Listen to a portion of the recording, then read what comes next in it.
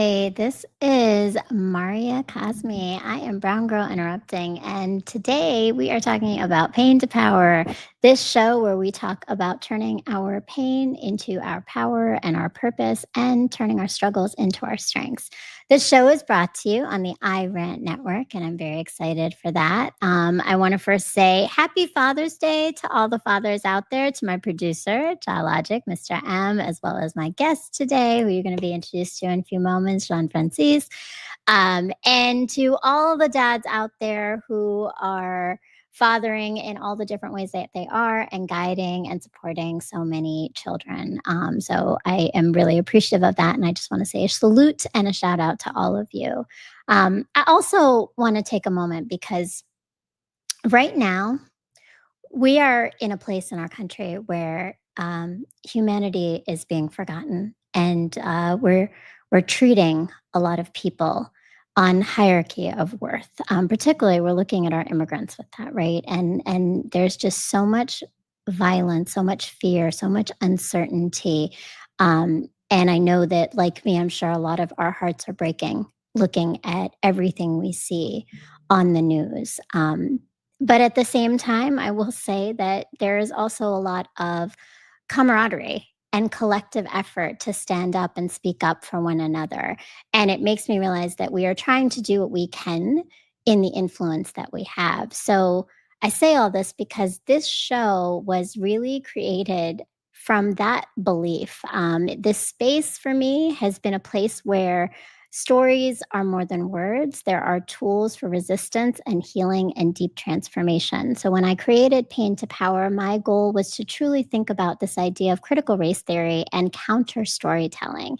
And when we think about critical race theory, counter storytelling is that the idea is that we often look at the dominant narratives. And so we want to interrupt that by focusing on not the dominant narratives that are distorting our lived experiences, particularly of people of color, and they limit the information that we have of everyone else, and really focusing on how do we reclaim those stories by hearing the truth, the humanity, and knowing and understanding who everybody is. So my show is this offering. It's a chance to make a space for the lived realities and the complex identities that we all hold in the beauty of resilience. And I'm really excited because my guest today embodies all of this. He is someone who lives his truth as a son of immigrants, an artist, an educator, a curator of diasporic stories through sound and movement, the founder of Black Atlantic, and the creator of Across the Diaspora.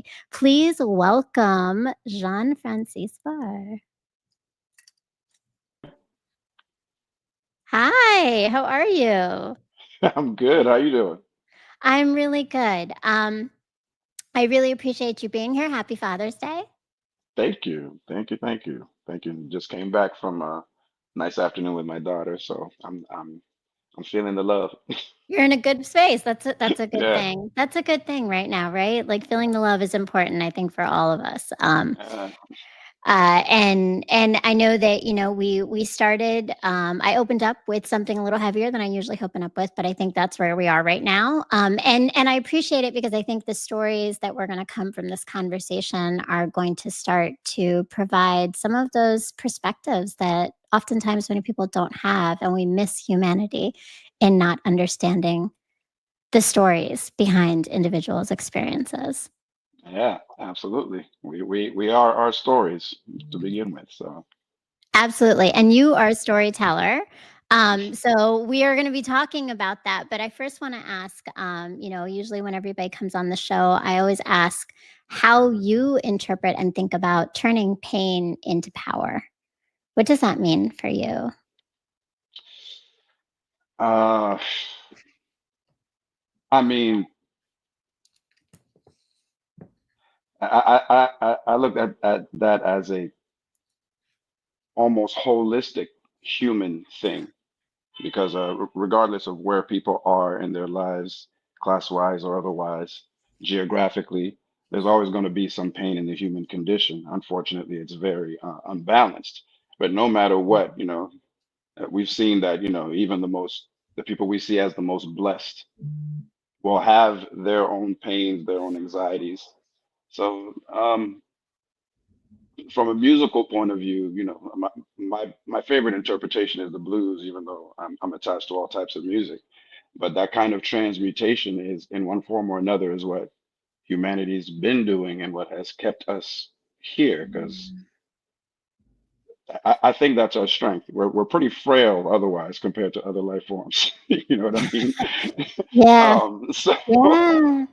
I really think that that ability to transmute pain into something constructive, not always, as we've seen, we're barely hanging on because we tend to go the other way, but we've had just enough of a balance, I think, throughout all of humanity to be able to make that kind of change that creates something out of our challenges.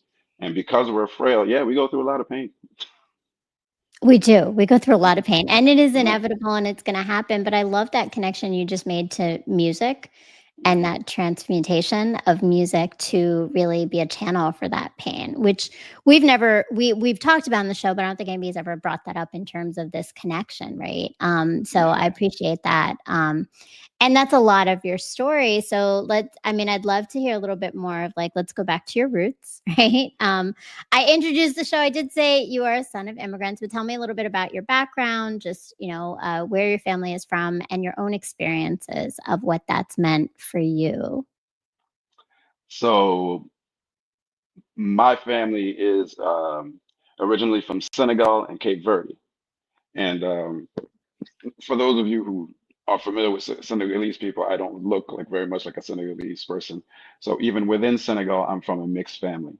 Um, and then my parents came as immigrants. First, my dad uh, to Los Angeles in 1967, and then he was followed by my mom.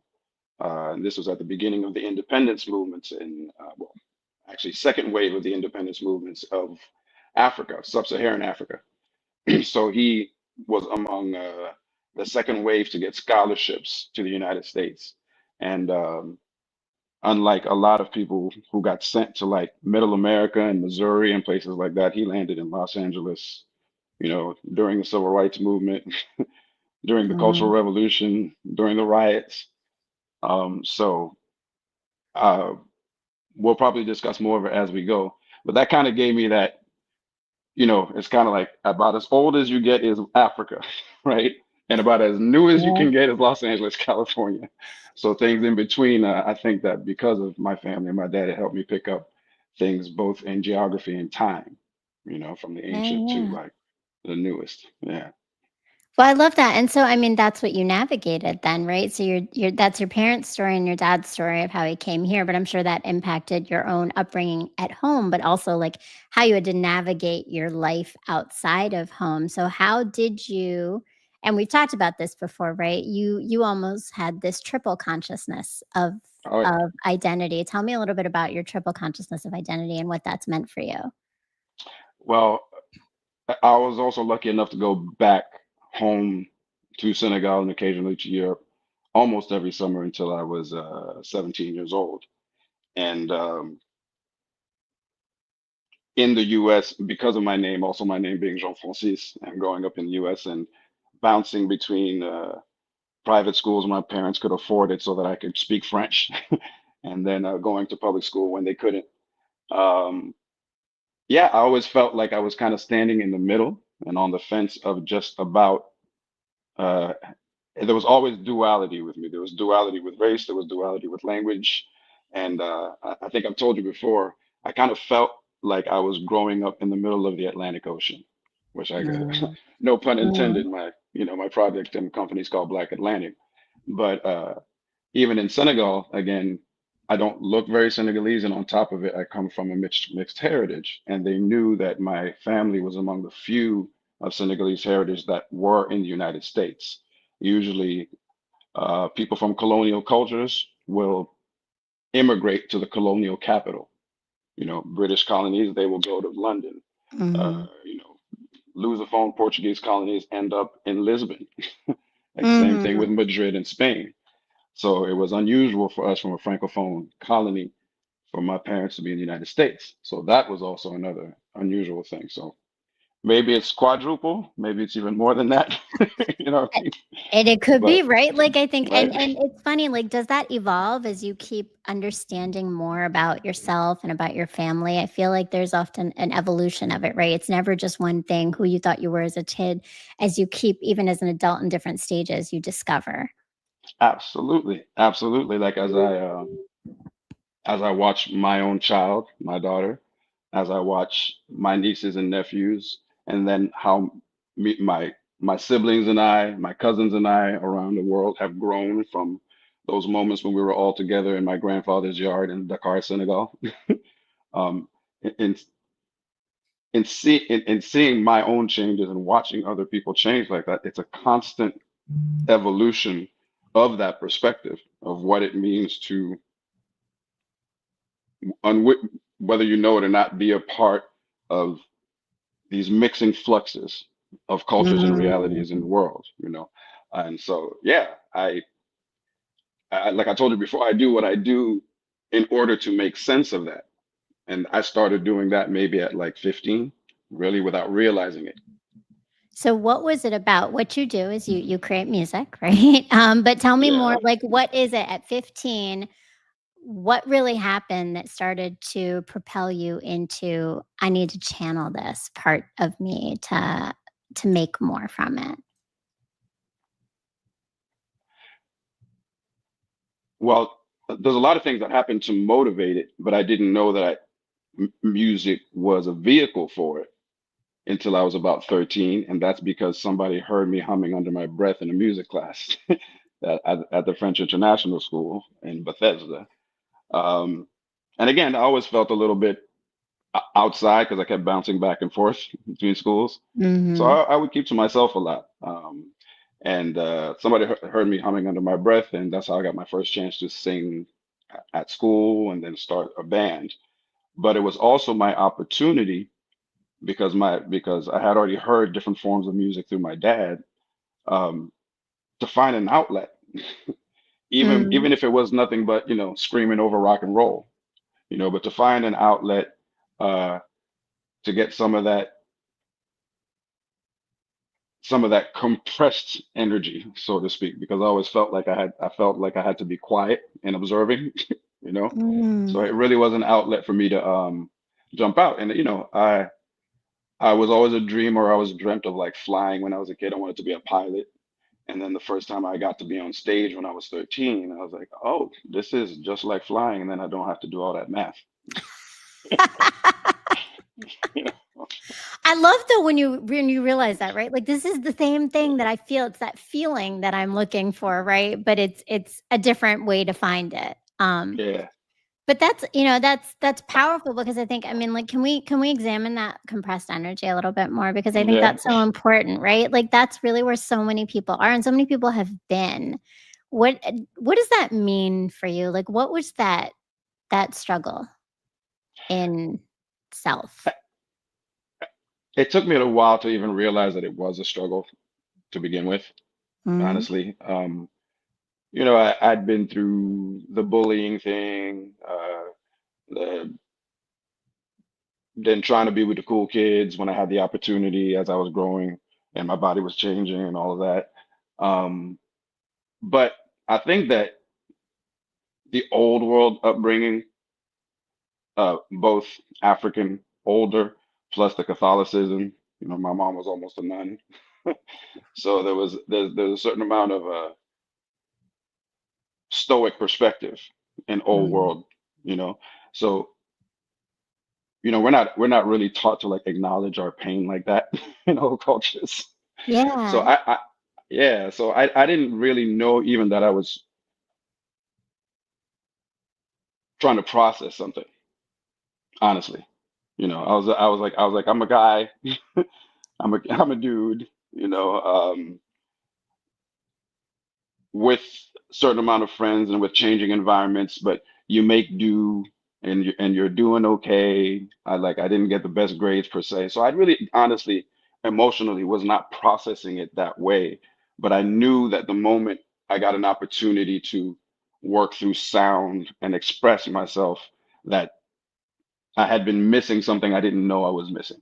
Mm. And then when I got, because I tended to process things because of the fact that, you know, there was a denial of emotion there. I would do it intellectually and then backtrack back to my emotions, backtrack back to what I feel, you know. So I started getting into the first time somebody gave me a civics class, for instance, that like sparked me, and I ended up doing sociology in college, and then really, you know, post-colonial studies. And within that process, I would go back and be like, wait a minute, that's my experience. And I would think back and I would start getting flashbacks to my personal experience with my parents, with, you know, with my friends or breakups and all of these things that were a part Mm. of this multicultural experience. I honestly, I had to mindfully go backward in order to process the emotion of it because I got really good at bearing things, Mm. you know? And that's a cultural thing too, right? Like Yeah, definitely, yeah, right? Like yeah, the like you said, holding it all in, right? Just yeah. not expressing it. And then you mentioned it, right? You're a boy, right? Being a boy, being a man, not now, but you were, right? Like you were. But No, there's look, I a look in the mirror there sometimes and I'm like, who's that? sometimes you Okay, so might still be that like boy is still right there. that and that that's the truth too, right? Like that girl Yeah. is still there too, right? That's part of this too, I think. But there's um that expectation that you have to break sometimes, right? And there's a Hmm. lot of there's stigma breaking, status quo breaking, right? But also like some vulnerability involved in this process. So how'd you Yeah. work through some of that to even give yourself permission? Um, uh, there was another element outside of, you know, the more intellectual side of it where I had to backtrack. Well, where there was no backtracking, was with the women I dated. That was that was an acceleration. That was fast track emotional growth. Let's put it that way. That's how it So works, yeah, right? no, honestly, you know, that's the first time you get that mirror. It's like, whoa, Yeah. oh, not this is how I appear and this is how I act. You know, Mm. it's through relationships that are intimate usually that you really start seeing yourself. Yeah. Yeah, so I did learn a lot from the women that I dated, in every way. I mean, I don't know if you, and sometimes I felt like, I don't know if you know the musician Fela or saw the play, maybe. Or anything, know No, I anything don't. about his I don't. life? No, I no. don't. Okay. No. Yeah, no. He was very much changed by a woman that he dated, during the civil rights movement in California. As an African, Mm. but yeah, I related to that part of the story. But in multiple relationships, it really did help me process those things that I was just starting to return to. Like again, some of the isolation, some of the Catholic guilt, some of the racism, you know, all of those things. Yeah, relationships helped me process them a lot faster than I would have liked to. Mm. But that's Mm. growth, right? Forced into it, right? Sometimes, but that's growth, right? Growth is discomfort, and Yeah. sometimes you're pushed into it, right? That's the path, right? Hmm. And yeah, I think, when someone else puts a mirror up to you, there you can't not you can't well, you can look away, but I think it sounds like Yeah. you were willing to stay uncomfortable and you moved through it, which I mean, that kudos to you because a lot of people just walk away, right? Then it's like, "Nah, I don't wanna see this. I'm not sitting here right now, I'm moving away from it." But you also mentioned, and I really appreciate this because I think this comes up a lot in healing, and I've been thinking about this a lot, but you said going from intellectualizing things to expressing it more, right? Hmm. And that is a really important thing that I think a lot of people struggle with. So I appreciate you lifting that up, but that also I'm wondering like how that kept moving you towards like did that keep moving you in that direction? Like was there something about that that felt so much more familiar than the intellectualizing of things? Something about about facing my feelings, you mean? About the more expressive part of it, right? So you talked Oh, about how you were studying and you found this balance, which I think is really cool. Like I understand that. Like sometimes we get validation from learning something Yeah. because it makes so much sense in the story of what we've been living, but we just didn't Hmm. have the words for it. Exactly. But you Exactly. took those words to another level, which is that you've really channel it into music. Yeah. So, okay. I, I omitted to say that before things were truly intellectual, they were musical first. I Mm, just didn't sometimes understand everything that I was listening to or feeling. There mm, were times when I was a kid that I would listen to a certain song and I loved it, but I do things like when my dad gave me his record player, it was like a dimensional shift in my life. He gave me a stereo system.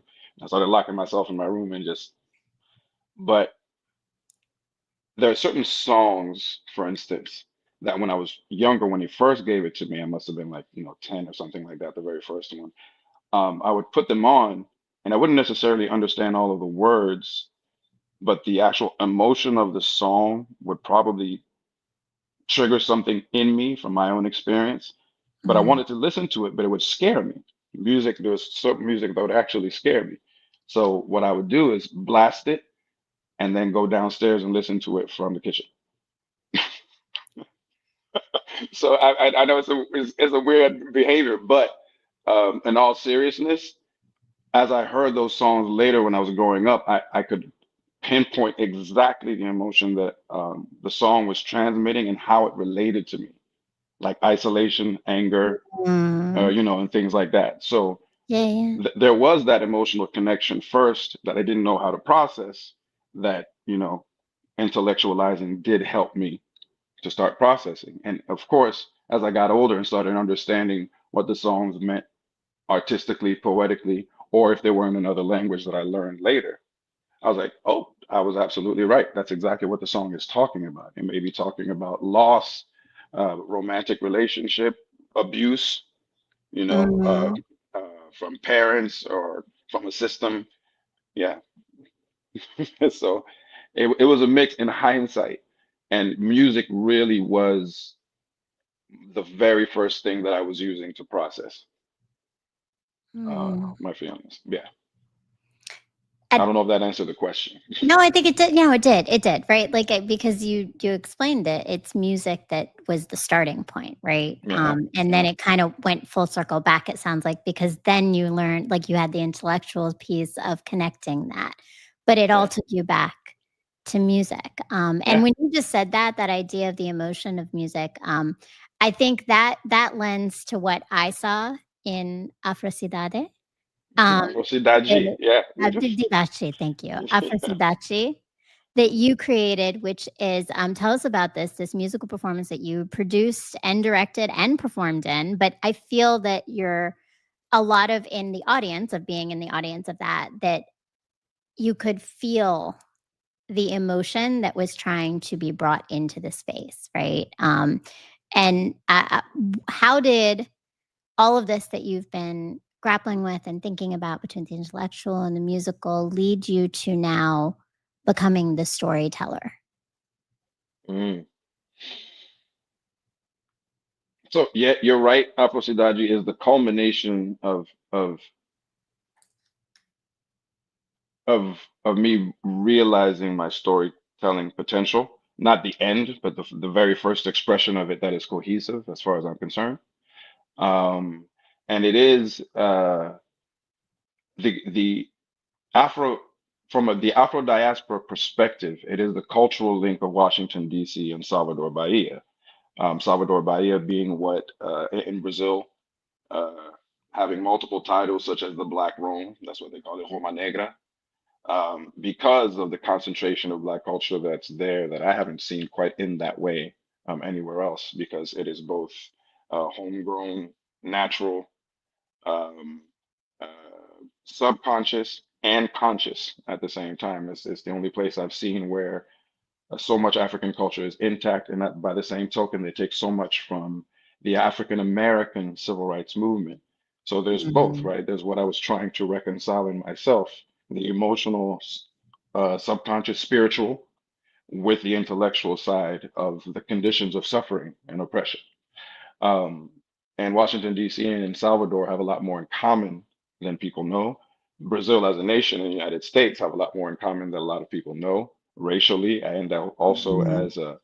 as economic juggernauts. Obviously, the United States is bigger, but Brazil is a powerhouse and huge and has, a lot of different climates. So the experience of immigrants there, the experience of Afro descendants there, there's a lot of commonalities and a lot of differences that really shape the whole of the Afro diaspora experience there.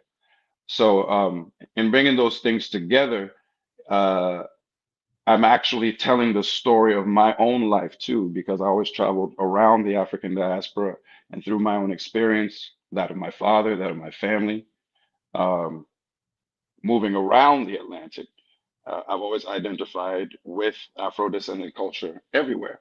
And I've always tried to figure out what the links are, what we have in common.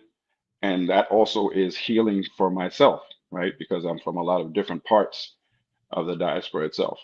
So, in that, I tell both history, the commonalities, what we have in common, and from a historical point of view, from an intellectual point of view, but through the music, I'm also trying to show the spiritual aspect and the emotional aspect of what we share and Mhm. what we have to learn from each other.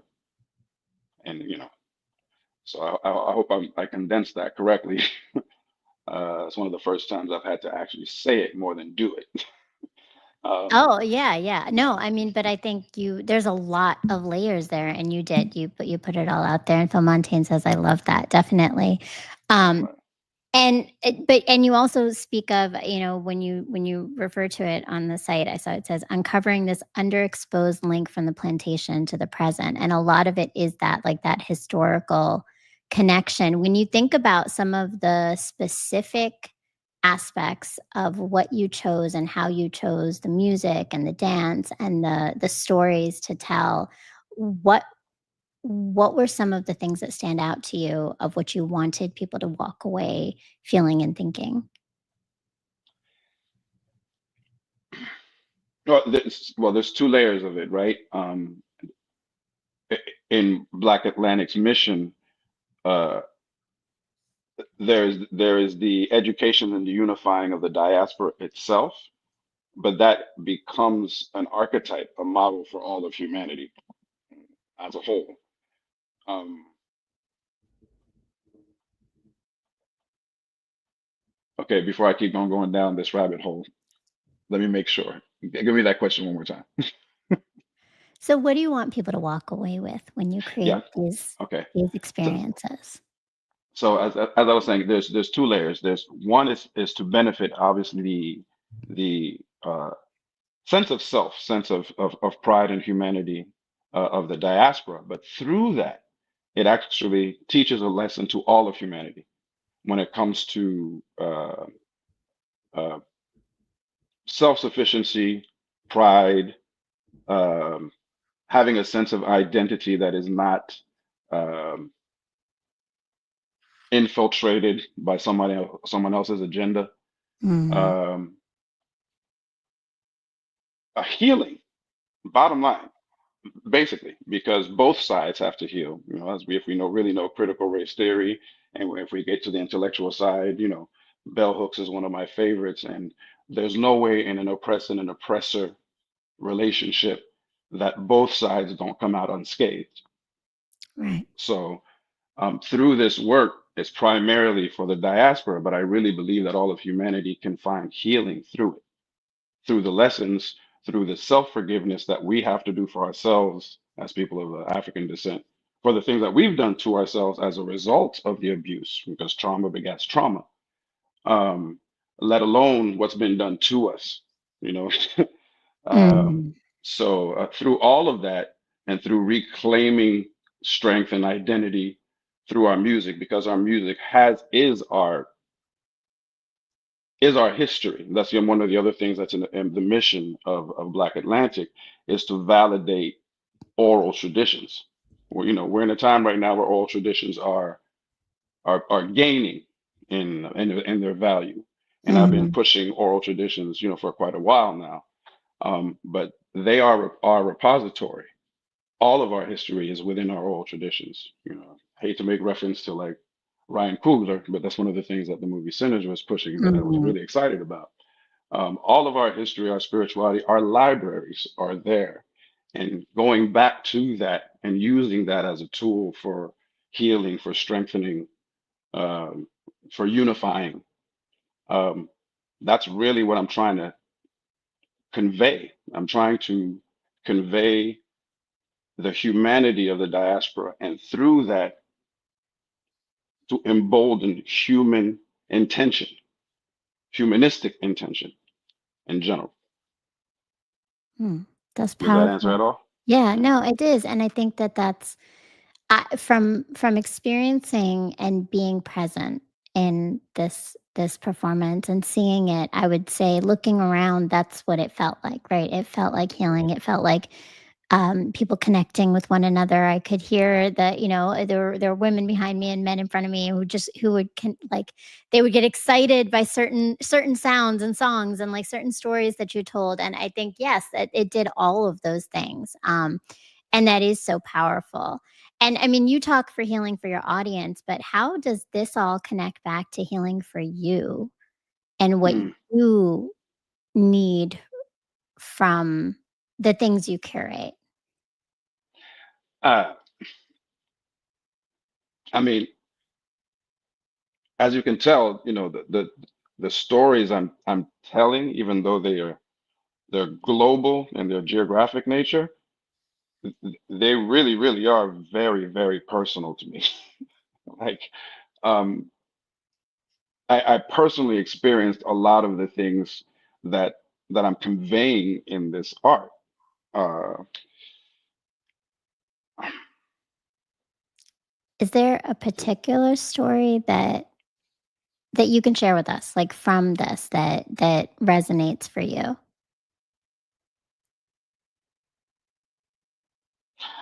okay, so one of the things that I described in the show was the Bloco Afro, the African um, percussion troupe and social outreach group, Mhm, Ileaye.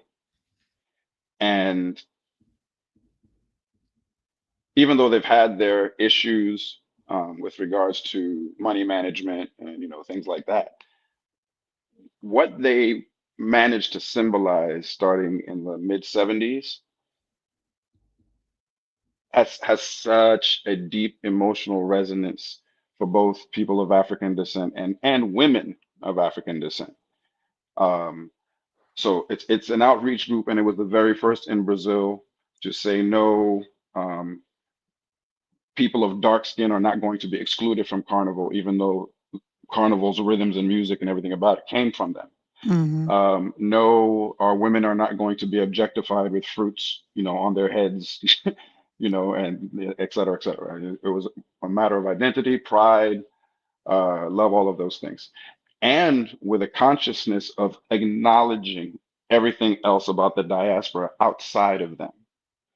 So there was this mix of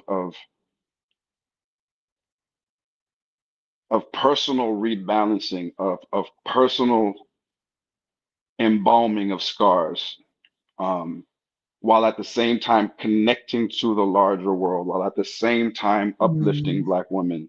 It, mm, it, it was such a holistic uh, and almost subconscious movement. I mean, I described it in the show, but the amount of tears that you see when they come down the street, and they come from far, they come from the ghetto, while every other troop comes from downtown because they have the privilege to do so. So they have to trek along a lot of miles and just to get downtown in Salvador. Um, Even though that sounds like really social and big, for my personal experience and the isolation that I felt in the United States, sometimes even in Senegal, uh, in Europe as well, it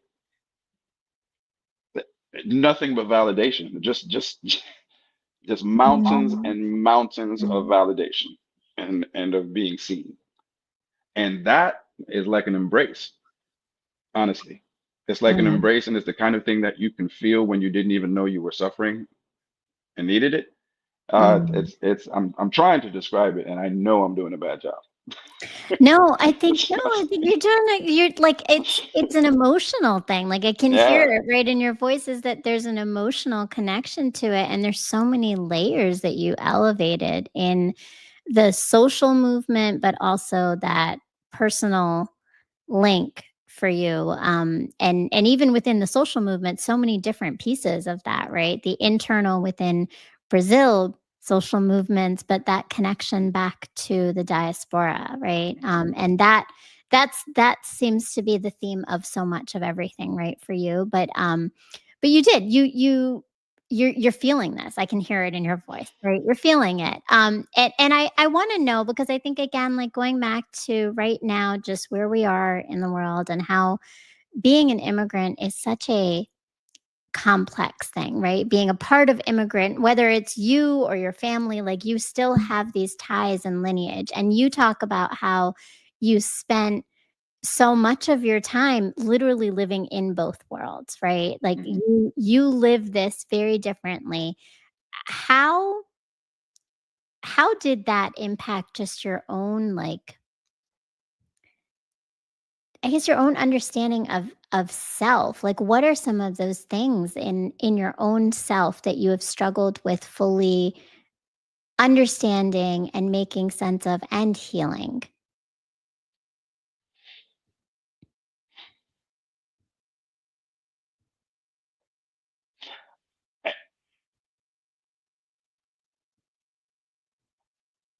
Outside of the things that are very individual that people can go through, it mostly comes right back down, especially for us, immigrants or children of immigrants. It always seems to come back down to like race and religion Mm. in one form or another that tends to affect us um, with duality. Like, for instance, brown skinned people, when they come to the United States, when they first come, their parents don't even know what race is usually to a certain degree, at least Right. not the way Americans see it, you Yeah. know? Um,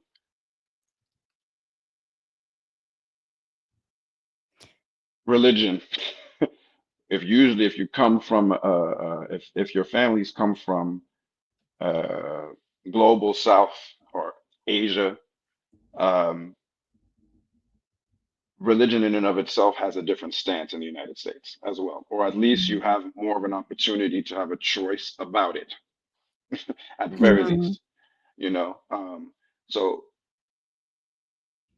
I think a lot of the pains, no matter how individual they are in our personal experience as a little girl, a little boy, uh, be you the stereotypical representation of your ethnicity or the kind that can pass, or either way, those there's something about those two aspects that affect you directly, that affect the way your parents treat you, that affect the way you respond to your parents.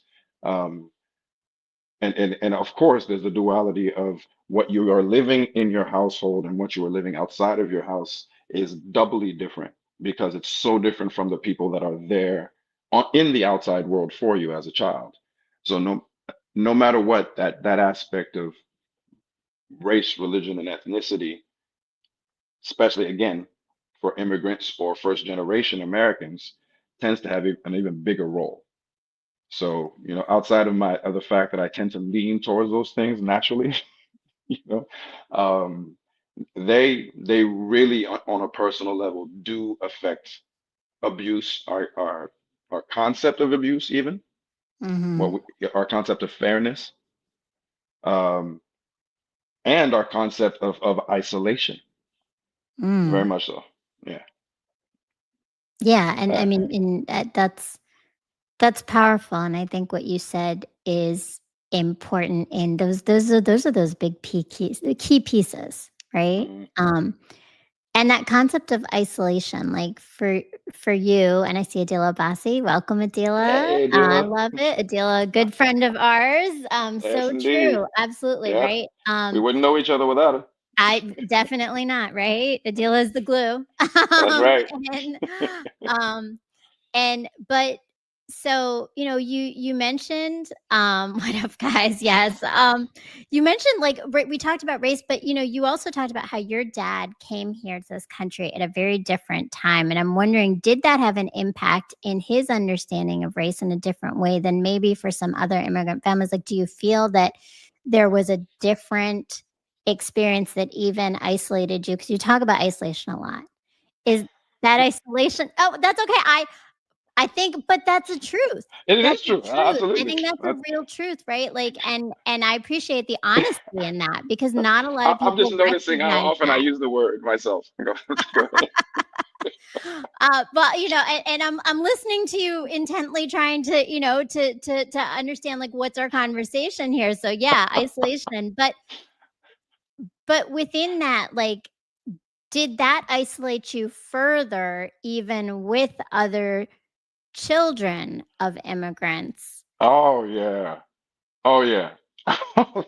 Good question. That nice one, actually. Yeah, you dug to some interesting places. Um, so my dad was unusual to begin with, even in Senegal. He was more, again, American culture was affecting the entire world, obviously, in the middle of the Mm, 20th century. mm, But still, Senegal was a francophone culture. So even though America was affecting them, Senegalese weren't kids weren't speaking English. They were speaking French, and they were seeing translated movies of everything from John Wayne to, later the movies of the 70s. So my dad was interested in American culture even before he came. So he was into like everything from early Motown, definitely Ray Charles, uh, John Wayne, Elvis, Fats Domino, Chuck Berry. Oh, he was a Chuck Berry nut. Jazz. He loved those things mhm, even before he came to the U.S., which is what drew him to the U.S. actually. And so most went to Europe. Um, and then the fact that he ended up in L.A., we're talking about during the riots. He used to sit and have lunch with Kareem Abdul-Jabbar. Learned about the Black Panthers there while at mhm, the same time rooming with a Jewish total hippie. Like flower power, the whole thing. So that made him very different from the immigrants who came, right? And mhm, my awareness of, say, the psychedelic rock movement, things like that were not that common among African immigrants. So already there was that difference. There was a difference that, again, I don't look very Senegalese. Senegalese people tend to be very dark, for starters, right? mhm. So people tend to think that I'm like, hey, oh, and my name, I have a Christian name and not a Muslim one. So there was there was a lot of factors that kind of set me apart, no matter where I was you Yeah. know. So even among African immigrants here in the United States, they'd be like, "Well, you're kind of different, man." You know, they're like they're Mm, like you're sitting there dancing, some Congolese sukus with us. Okay, we can see you, but you move different, you kind of act different still. So there was always something a little bit different, straddling the fence about me because of that side of my experience. Um, so yeah, there's multiple layers that come down to the personal, to the right. individual. Yeah. But it starts with that. You got mixed races. My father is three-fourths black. His father was half white. My great grandfather was 100% white colonist. I mean, like Livingston hat, Mm, monocle, blonde mustache like this. You know what I mm, mean? So, mhm. um, yeah, I hope I'm answering the question, but yes, I was different from other first generation African Americans for sure, both in the United States and in Senegal and in But Africa, that period. And that's important though, because I mean, obviously that's part of your story. So I often talk about this idea of socialization and how we're not born into a blank slate, right? Like we don't have a blank slate, but in fact, actually, we are born into the stories that already exist of our families, right? Already have these narratives. And again, your dad's story created something that became then this distinction of even your experience as a son of immigrants, as coming from Senegal, and here, like you weren't like all the other kids that would have the same story, right? And that goes Hmm. back to no one's a monolith, right? That's right. You That's know, right. no experience is monolithic. And if I can add, I'm sorry Yeah, to cut you off. If I can add, no. there's a lot more uh, first generation immigrants like me now. At my age, basically, in the early '80s, there were not a lot of African immigrants like me and my parents. So just wanted to emphasize that. No, and that makes sense, and honestly, I understand it because I would say I think my parents were similar in their distinction of they didn't always actually align with a lot of the other immigrant families that we were growing around, right? And their commonality was always religion, though, so that brought it back. But you brought up religion, and you've Hmm. mentioned this one the thing. I feel like this is a place that we might need to unpack a little bit more in Hmm. terms of, right, Hmm. Senegal is mostly a Muslim country, right? So Hmm. how did that being, what were some of those challenges and pains within your experience of religion and identity? Well, one so before I get into the pains, one of the best things about Senegal is that it is actually one of the most religiously tolerant countries on the planet. There's never been a religious war in Senegal, even though Yeah. there is a sizable Christian population. Um, the majority of the Muslims in Senegal are Sufi. Now, Sufism takes on a lot of different forms depending on where it is Mm. around the Muslim world. Um, but that does help to soften anything that's, let's say Sharia leaning. Uh, So for our audience who might not know what Sufism, I know what Sufism is, but for our oh, audience, sorry, can you break I that should down a explain. little bit more? Yeah, When yeah. you say Sufi, what are you referring to? How's that distinction from Sunni and Shias? Okay, so okay, within Orthodox aspects and delineations of Islam, the top two are Sunni and Shia. But within every, especially within every monotheistic form of religion, there is always a mystic side to it, a mystic side that is usually more interested in the direct contact with God as opposed to with intermediaries, be they imams or anything like that. And Sufism, depending on the cultures, be it Pakistan, Afghanistan on the far east side, or Senegal on the far west side, about as far west as it gets, takes on characteristics of those regional cultures. So Sufism does exist in Sunni and in Shia, but it is the mystical interpretation, the kind that is usually less dogmatic, um, has less of hierarchy and more direct contact between the individual Mm. soul and the divine. So because of that, for instance, that's where you get whirling dervishes. That's where you get those differences within Islam, but also within Christianity and even Judaism, between those really ascetic sides that are like no music, no pleasure. No, those are usually the more ascetic sides. Right. But the usually with Sufis, it's the opposite. They emphasize music. They emphasize transcendental experiences in Mhm. order to connect with God. So there's a, I hope that answers that question. And there's an Yes. African form of Sufism, which is probably best expressed in Senegal, honestly, more than Hmm. anywhere else.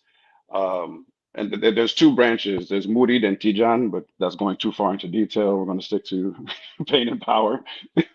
um, but yeah, that's the bottom line is that the interpretation of Islam in Senegal is more Sufi. So there is more flexibility in it, and there is more aspects of free monotheistic African culture. The drum, Mm. um, there is a belief in magic.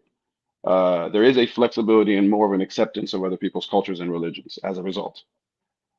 So it is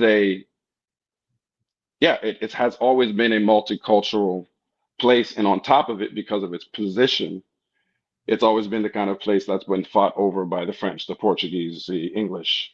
That's another thing that's affected Senegalese culture, which is why my dad was so much in the United States, because Mm. at the tip of Africa in that strategic place, they are very open and cosmopolitan. regardless Mhm. of the economic situation. I'm trying to take that back to the question you asked me. The question was really like, so how did this impact you in your relationship to religion? Oh yeah, so for one, I always saw peace within my family. We have Muslims and Catholics, and it was always a great relationship. So that was something that is positive. Um, I did. My mother and my family on the Cape Verdean side were very Catholic, hardcore Catholic. Like my mom was washing dead bodies for funerals with my great grandmother when she was 13 in convents. So Mm. they be Catholic, like hard. And because of that, I was an altar boy, a Catholic altar boy by the time I was 13, 12 Mm. maybe. You know, I went through every sacrament there is in Catholicism except marriage and death. So yeah, I'm familiar with the religious thing from multiple perspectives.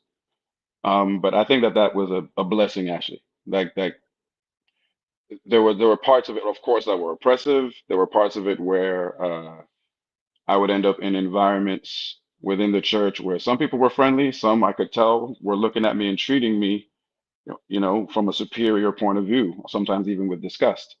There were some racist environments. There were some times where they were very rare where some people of a Muslim background would kind of scoff at me in Senegal for behaving in a way that I wasn't taught to behave. Mm. But those differences, the differences between religions were not as much of an issue for me as dogma in a religion. That is what I find can be oppressive. Can be physically abusive, can be gaslighting, can be, and I'm a lover of the divine, but yeah, I stick more with the way Sufis tend to see things. Mm.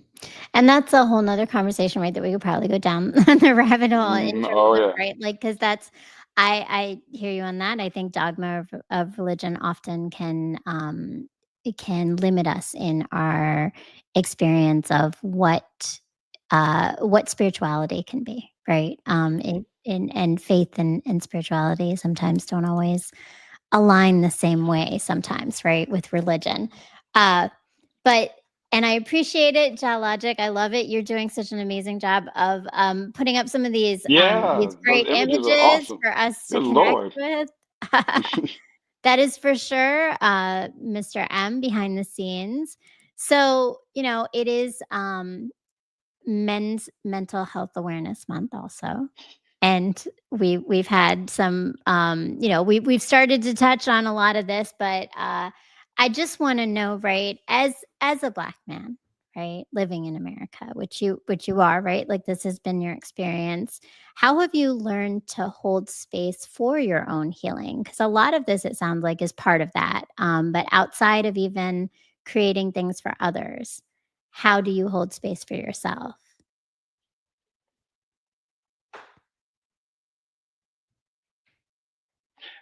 In my consumption of the culture, I So think. tell me more. Um, and when I say in my consumption of the culture, I don't consume all of Black culture. I have my preferences within it. But when it comes to dealing with the realities of being a Black man in America, in the West, honestly, uh, it's through the art where I get my comfort, where I get my solace. Obviously, it's within community, um, within all aspects of the art, Adila. So, um, yeah, so I would say that no, really, in in dealing with all the troubles, the anxieties, the challenges, the pains that come with being a Black man in the U.S. It's through community and the art, and honestly, that's what it's always been. It didn't used to be called the art. It just used to be what it was. It was what Black people did whenever they could get a second away from the master. It ended up being this type of behavior and the type of communing that I'm talking about.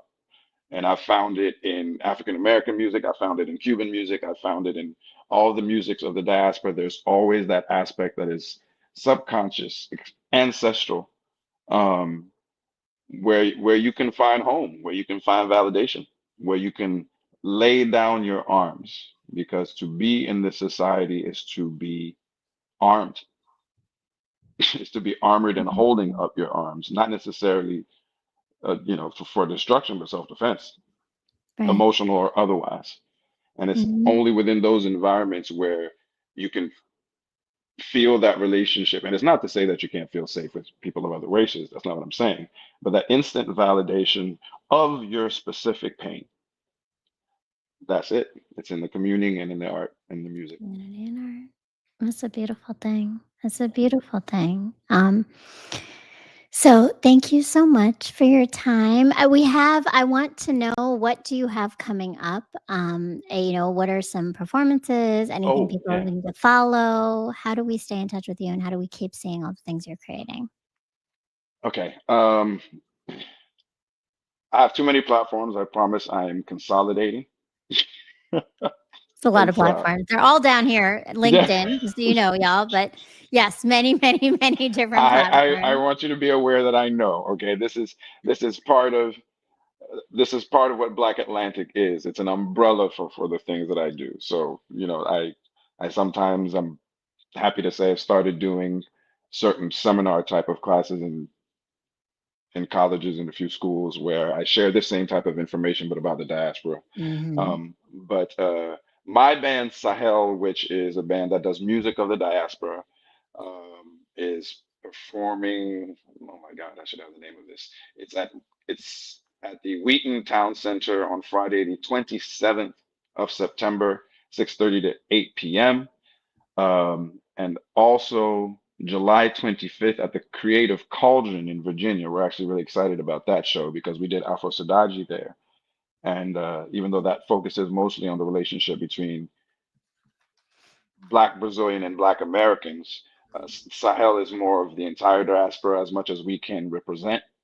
And that's going to be at the Creative Cauldron on the 25th in Virginia on the 25th of July. Um, you can find all of my amalgamated activities on Black Atlantic, blkatlantic.com, Instagram /BLK Atlantic.